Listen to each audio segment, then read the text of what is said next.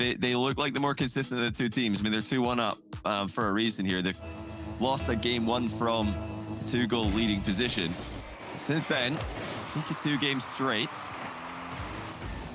And balls in Vitality's corners, balls in their court as well. They've got to get that goal swing back on their side. Oh, Vitality in the last 2 games have lost in both sides of the pain spectrum. One of them got annihilated in. The other one, well, they were as close as they possibly could have done to go ahead and winning it. Either way, things now need to change. Well, you know, the other bad news for Vitality is they were able to kind of recreate that game 1 defensive performance that had them holding on to a lead late into the game with crazy saves made by individual players. Think to Alpha's 1v2 save against an attempted bump on him. You know, Karmine Corp didn't really do anything wrong when they made that play against Alpha. They kept the shot low. They expected him to attempt an in and out save. It was just brilliant by Alpha to drive in a circle. Oh, this is going to be Vatira's brilliance, though. He just knew he had some space. Look how close he is to the Vitality box, and he just has all the time in the world. Sizen is just driven away from him there. And Justin and Alpha do not have any ability to get back to him. So now 4 in a row for KC. Vitality need to snap this streak. Because right now, as close as the series was up until a minute ago, oh, no way. This is getting away from them. And Exotic is proving the difference.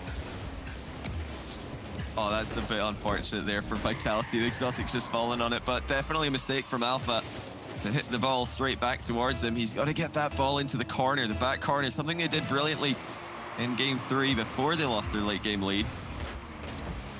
And it's all gone wrong there. I mean, playing the ball into the dunk is asking for trouble.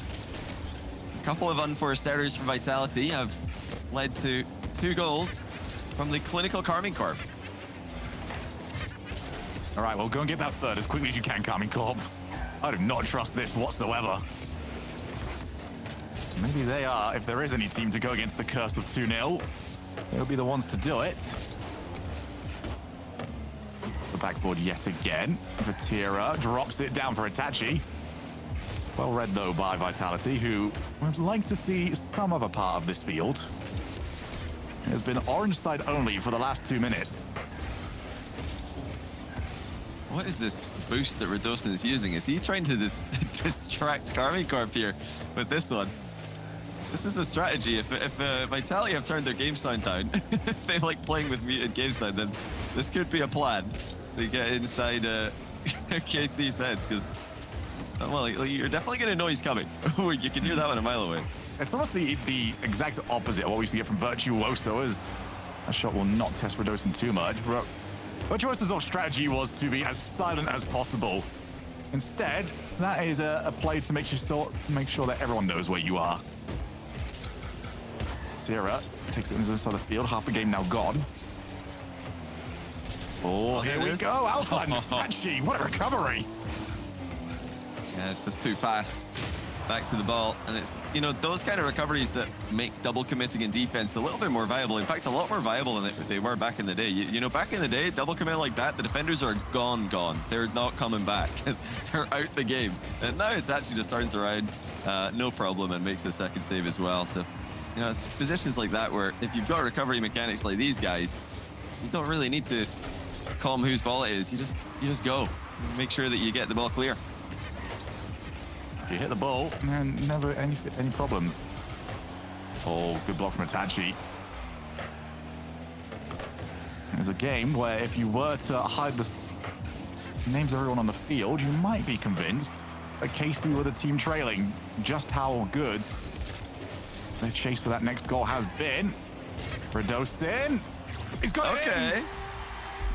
And I'm just going to say it again, Johnny. Curse of the 2-goal lead. Will we get it one more time? That's for the second time in the series. Karmine Corp has scored 5 goals in a row, this time spread between 2 games.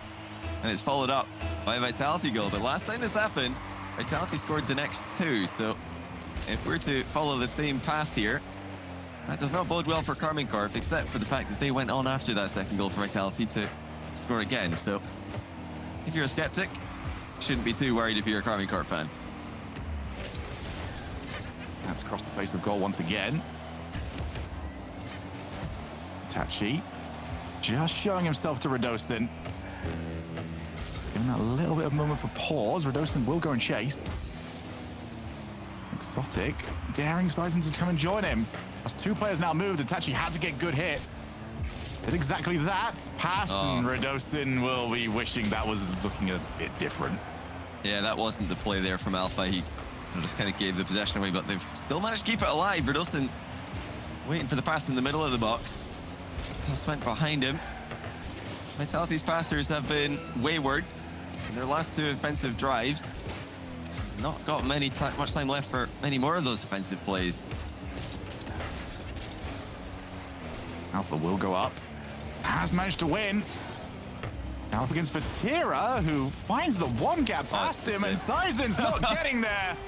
The 2-goal lead reestablished. KC looking at triple tournament points. Yeah, I think it's probably fair enough to go for that. Alpha knows it's a risky play. It's a risky position to take a 50-50, but with this much time left on the clock, I reckon you just got to hope that Vatira's not reading that. And unfortunately, he is reading it. His name's Vatira. It does tend to happen. 3-1. Karmine Corp not just going to be winning this game 3-1 by the looks of things, but with 3 games in a row, have triple tournament points in the winter split regional 1. I think now, Johnny, it's Farah time. I have that timeout. Time for them to put the headset on and give them the knowledge that they need. Well, we're not gonna. That's not the first time that we've seen a goal scored by separate teams back to back. Yeah, just a little bit of a momentum swing, possibly. I mean, it might look silly to be going for these plays. I know some pros like to pad the stats. They want to get as many goals per game. But, you know, it is nice to just not concede at the end of a game. It's nice to get a goal at the end of a game, even if it's not a relevant goal in a game you've already lost. Just a little bit of momentum going into the next one. There's so many swings this series that, yeah, this is important.